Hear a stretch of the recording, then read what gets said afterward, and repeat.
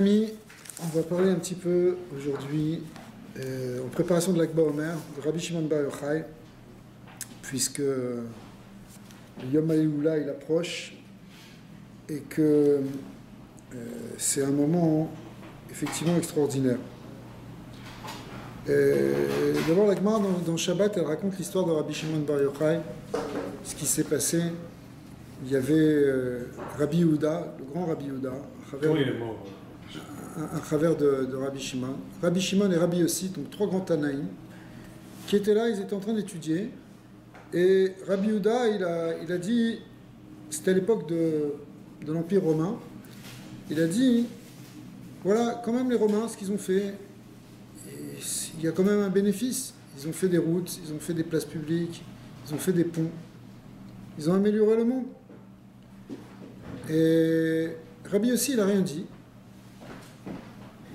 Et Rabbi Shimon Bar Yochai, lui, il a dit, non, Kloum, Asou, et là, ils ont fait tout ce qu'ils ont fait, c'est rien que pour gagner de l'argent, tous les ponts qu'ils ont mis. C'est écrit dans la Gemara, quand marché à sous, je vais la mettre.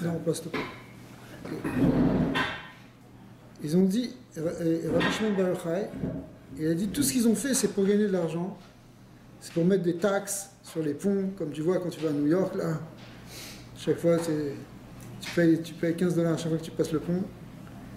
En fait, et les places publiques, ils ont fait des bains, tout ça, mais tout ça, c'est rien que pour... Ils ont mis des zonotes, ils ont mis... Alors, qu'est-ce qu'on a gagné? Là-bas, il y avait une quatrième personne qui écoutait, il s'appelait Rabbi Yehuda Ben Gerim. Il ne s'appelait pas Rabbi Yehuda, il s'appelait Yehuda Ben Gerim. Et Yehuda Ben Gerim, il a commencé à répéter ce qu'avait dit Rabbi Shimon Bar Yochai. Il en a parlé probablement à des gens de sa famille, à des gens autour de lui, et c'est arrivé jusqu'aux oreilles de l'autorité romaine.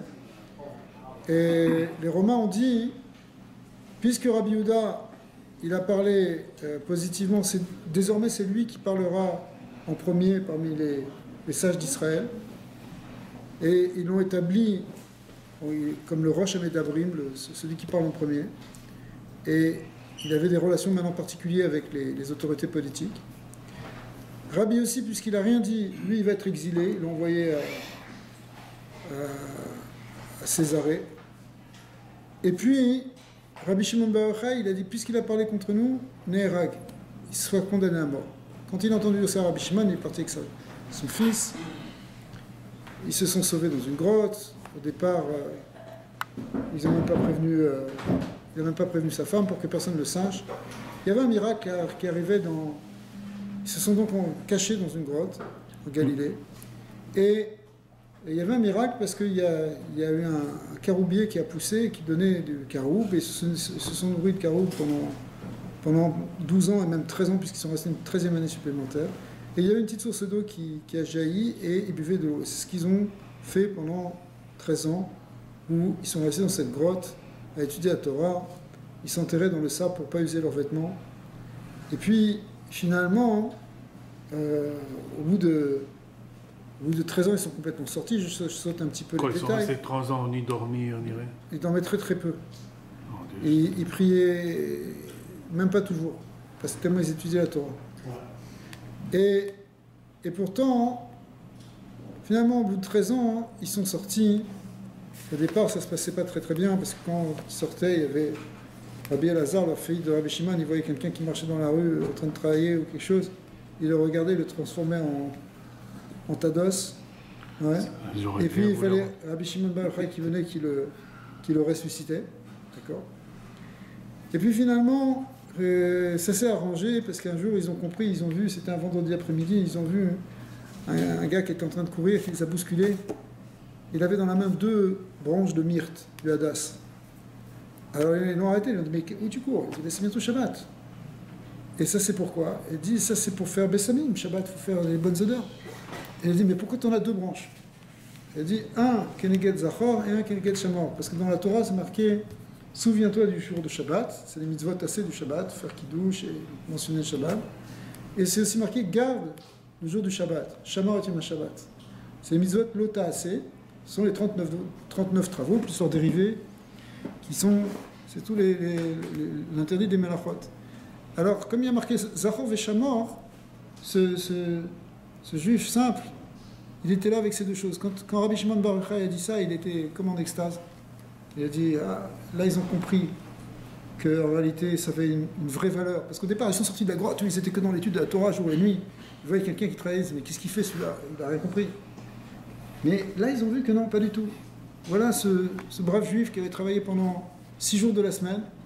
Et puis, finalement, il utilise toute cette force et toute cette énergie, éventuellement de sa parnassa, pour embellir les mitzvot et pour prendre les mitzvot dans toute leur globalité, des mitzvot assez, des mitzvot le assez. Et donc, Rabbi Shimon Bar Yochai vient et ça y est. Et il vient voir les sages, il dit, est-ce qu'il y a quelque chose à arranger ici? Alors on lui dit, oui, si tu veux arranger quelque chose, il y a un Safek Touma dans la rue, il y a un endroit, il y a une route en plein centre-ville où c'est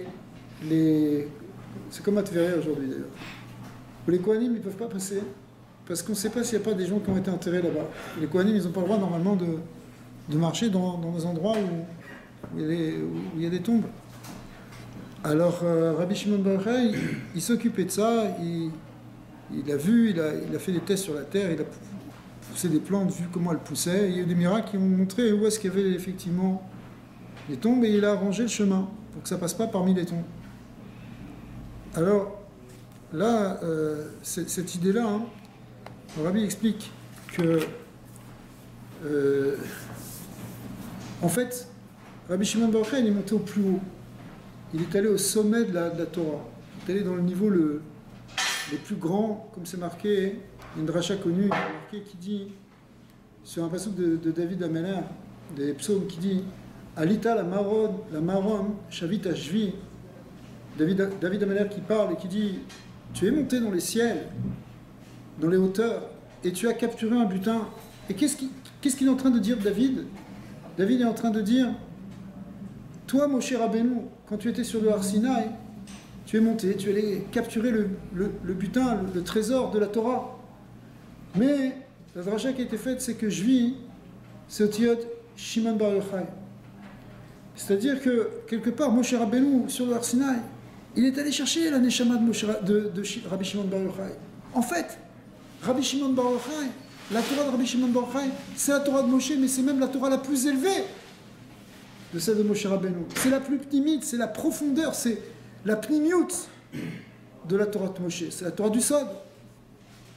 Alors, Rabbi Shimon Bar Yochai est allé au plus haut niveau. Il a eu un guilou, il a dévoilé dans le Zohar à Kadosh, dans les Hydrotes, il a dévoilé tous les secrets de tous les mondes, depuis les mondes les plus élevés jusqu'au monde d'en bas. Il avait une connaissance complète, globale, comme c'est marqué au début de l'Hydra Rabbah, que Rabbi Shimon Bar Yochai dit que Ademat Nativ Bekursaya Dechat Samcha, jusqu'à quand on va être assis sur un siège avec un seul pied. Pourquoi un seul pied? Parce que pour l'instant la Kabbalah n'était pas vraiment connue, on ne connaissait pas complètement tous les secrets. Mais Rabbi Shimon Bar Yochai, il a fait asseoir toute la connaissance globale de toute la métaphysique, de tout l'univers, de Maaseh Bereshit, de Maaseh Merkava, tous les secrets, il les a mis, et les a mis de manière claire. Ça, c'est Rabbi Shimon Bar Yochai, le plus haut, il est allé... Mais c'est lui qui a écrit. C'est lui qui a dicté tout ça. Il parlait, Rabbi Abba écrivait, et Rabbi Elazar était en face de lui, comme ça dans les Hydrotes. Et après, les manuscrits, on les a trouvés plus tard, ils ont été véhiculés plus tard, d'une autre manière. Mais en fin de compte, ça c'était qu'une étape, parce que Rabbi Shimon Bar Yochai, c'était pas ça la finalité. La finalité, c'était d'aller chercher ces secrets pour les faire descendre jusque dans la vie quotidienne des hommes. C'est pour ça que après ça, quand il est sorti de la grotte et qu'il a révélé tous ses secrets,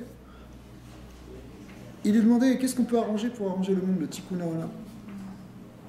Et en fait, la Gemara dit que qu'est-ce qu'il a été? Il a été Utiken Shukim. Il a arrangé la rue, les rues. La rue, c'est le Reshut Arabim, c'est le monde public. C'est le monde physique, c'est le monde du Chol. C'est-à-dire que mais oui, c'est la rue. Tout le monde passe pour aller au chouk. Au chouk, tu vas faire ton marché. c'est l'activité quotidienne. Il faut connaître Hachem dans toutes les voies. Et donc, en réalité, Rabbi Shimon Bar Yochai, finalement, et c'est ça la spécificité, c'est que les plus grands mystères de la Torah, ils n'ont pas utilisé pour fuir ce monde. On avait vu ça déjà à l'époque avec Nadav et Avihu. Nadav et Avihu, ils se sont enivrés des secrets d'Hachem. On dit qu'ils sont entrés dans le Mishkan, ils étaient ivres. Mais à Chassidut, on explique qu'ils étaient ivres d'amour de Dieu, d'amour des secrets, parce qu'il y a une, c'est Gematria Sod. On n'a pas le droit d'être sous. Et on n'a pas le droit d'être shikor, mais même shikor spirituellement, c'est-à-dire s'enivrer des paroles divines, il faut faire attention. Bezot yavo à la Kodesh, il faut rentrer de manière pondérée. Ou plus exactement, le vort, c'est qu'il ne faut pas s'enfuir de ce monde par la Torah. La Torah n'est pas une fuite. C'est-à-dire ceux qui veulent aller sur Mars, sur la Lune, ils veulent fuir Hachem. Voilà, exactement. Alors, tu peux rentrer dans les... On voit par exemple... Mais au contraire, le but de la Torah, c'est d'arriver de transformer le chouk, transformer le monde. C'est arriver au tikkun ha'olam. Il faut arranger la société, le bien-être des hommes. D'accord? Et en réalité, c'est pas seulement le bien-être des hommes, c'est que... Parce que les Romains, on a parlé des Romains au départ, les Romains aussi, ils ont arrangé le monde. Ils faisaient un tikkun apparemment. C'est ce qu'il disait Rabbi Yehuda. Rabbi Yehuda disait, ils ont fait un grand tikkun, les Romains, ils ont finalement, ils ont amené la civilisation. Mais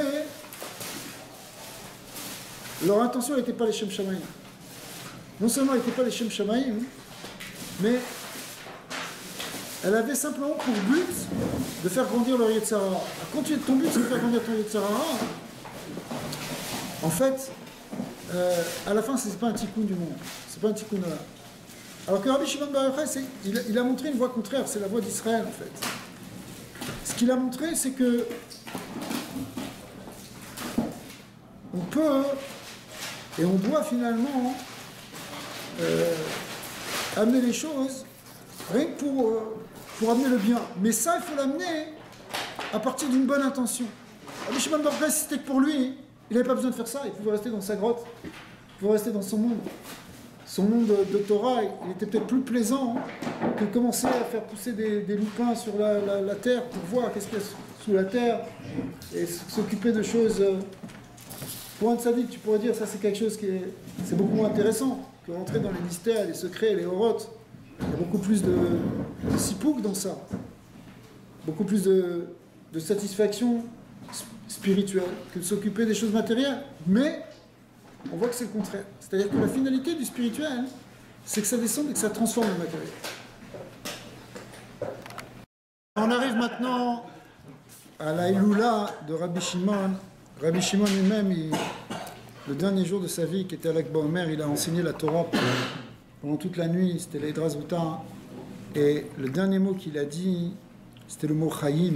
Et quand il a dit Chaim Kulchem Hayom, au moment où il a dit Chaim, sa neshama est parti, ça veut dire qu'il est parti dans la vie, il est parti avec sa Torah de vie. Et Rabbi Shimon a dit, de ce jour-là, il faudra faire une fête. C'est pour ça qu'aujourd'hui, on fait une grande simcha. La Gomer, c'est une des plus grandes fêtes, finalement, du clan d'Israël. On ne fait pas Tachanoun, mais la fête qui réunit le plus de monde, aujourd'hui, le plus dans le peuple juif, c'est la Gomer. Michel aura Simcha de Rajbi, Meron aura Simcha Meolam. Si quelqu'un n'est pas allé à Rabbi Shimon Bar Yochai, à Lag Baomer, il ne sait pas qu'est-ce que c'est que la Simcha. Parce que on parle ici de 600, 700, 800 000 personnes qui sont réunies par le tzaddik. Oui, 1 million. Je ne suis pas update là, mais en tout cas, c'est énorme. Quand tu réfléchis, c'est plus que 20% de toute la population d'Israël qui va là-bas. C'est énorme, c'est pas quelque chose qu'on a vu depuis, on n'a pas vu ça depuis les fêtes de pèlerinage à l'époque du Second Temple. Et qui c'est qui a ce corps d'être meyached, d'unifier des gens très différents, toutes les chitotes, tous les religieux, pas religieux, c'est qui? C'est Rabbi Shimon Bar Yochai, c'est le corps du tzaddik. La force du tzaddik, qui est le l'idée en réalité de ce qu'a fait Rabbi Shimon Bar Yochai, qu'il a traversé, quand il a traversé cette grotte, en fait il a traversé tout le galout, il a 12 ans dans cette grotte, représentait tout le cycle de l'exil du peuple d'Israël. Et c'est pour ça qu'il a dit, quand il est sorti, il a dit, s'il y en a deux qui peuvent faire tenir le monde jusqu'à Mashiach, c'est mon fils et moi, s'il y en a qu'un, c'est moi. Pourquoi? Parce que lui-même, il a vécu ça en lui. Et c'est pour ça que c'est marqué Kedai Lismor al Rabbi Shimon Beshat Atrak. Voilà, c'est dans le contexte de la halacha, mais on peut le comprendre à un niveau symbolique que dans le Shat Atrak, dans le moment de difficulté qu'est l'exil, on peut être sommaire sur Rabbi Shimon Bar Yochai, sur le mérite du tzaddik qui a fait Messirus Nefesh, qui fait don de soi pour la Torah. Et la avoda maintenant, l'Akba Omer, c'est de se réjouir de ça. Tout simplement. C'est rentrer dans cette simcha de savoir, c'est comme si il y a quelqu'un qui est fort avec toi. C'est pas Rabbi Shimon Bar Yochai, c'est comme notre grand frère. Il est là, il nous a convaincus, il nous a montré que c'était possible de ne pas faire Ilouche et de traverser l'exil. C'est pour ça que les communautés qui étaient attachées au Zohar, qui étudiaient le Zohar à Kadosh, elles ont été protégées par beaucoup de choses. Protégées des dimyonotes, de l'assimilation, protégées des xérotes, même. Il y a quelque chose de très très puissant dans cette Torah. Parce que cette Torah, elle rattache au Yichud Hashem. Merci beaucoup. L'Akba Omer, la Avoda, c'est s'éveiller, c'est prendre des forces dans la simcha. La simcha d'être là, d'avoir la Torah, la simcha d'être juif. Et même si on n'étudie pas, même si on est quelqu'un qui est en dehors du limoud de la Torah, tu vas voir à l'Akba Omer, tu vas voir des chassidim avec des shtreimel, à côté tu vas voir des gens avec des grosses boucles d'oreilles, le crâne rasé. Et tout ça vit au même endroit et à la même joie finalement. Pourquoi? Et danse ensemble. Il faut voir ça. Tout le monde danse. Moi j'ai assisté à ça. Pourquoi on danse tous ensemble? Parce que c'est quelque chose qui touche le tréfonds de la neshama. La Kashrut au tzaddik, c'est pas quelque chose qui est sikhli, c'est pas quelque chose qui est de l'ordre de l'intellect. C'est pour ça que tu as des juifs qui sont pas du tout religieux, qui vont là-bas. Il y a un corps à Moshe, il y a une attraction qui vient par cette Torah du tzaddik, par ce tzaddik, qui fait que on est attiré là-bas, on est attiré dans cette source de vie. Le tzaddik, il a ce qu'on appelle Kohar Moshe, il a une force d'attraction, comme un aimant qui aimante la neshama, et qui lui permet de retrouver sa source. C'est pour ça que déjà pendant toute la période en réalité du Homer, de Pessah à Shavuot, c'est un moment où finalement on se retrouve nous-mêmes. C'est expliqué dans les Mahamarim de Chassidut, Rabbi Ramen, pourquoi, une des raisons pour laquelle on étudie la Masechet Sota pendant les 49 jours du Homer, pas simplement parce que c'est une Masechet qui a 49 dapim, et qu'on étudie un daf par jour, mais parce que Sota, il y a un secret dedans. C'est que la Sota, c'est quoi? C'est la femme qui a été suspectée par son mari d'infidélité. Et, ok, elle est suspectée d'infidélité, mais il y a deux possibilités. On va voir, on va faire une dika, on va lui faire boire des eaux, les eaux Razak, et on va voir si elle est infidèle ou pas. Mais si elle était fidèle, elle va être bénie. Et la Gemara va dire, si elle n'est pas d'enfants, elle va avoir des enfants. Si elle n'avait pas de garçons, elle va avoir des garçons. Si elle avait des filles, mais elle va avoir des garçons. Si elle avait des enfants qui étaient pas beaux, elle va avoir des beaux enfants. Il y a une bénédiction qui se fait. Et en fait, pendant la période du Homer, Akadosh Baruch Hu, il nous teste. On est sorti d'Égypte. On était à Pessah comme des rois. Mais est-ce qu'on a été fidèles? Pendant tout le galop, les amis. Ah voilà, on s'est vautré dans le monde Chol, dans le monde des nations. Est-ce qu'on est resté fidèle au Créateur? Ou est-ce que non? Voilà, on a commencé à faire Avodah Zara ou penser comme quelqu'un des nations. Ou est-ce qu'on est resté fidèle à Kadosh Baruch Hu? Parce qu'on peut être entre les deux. Oui, d'accord, j'aime Hachem, mais d'un autre côté, il y a toute cette gashmiout. Alors où tu es? Où tu te situes?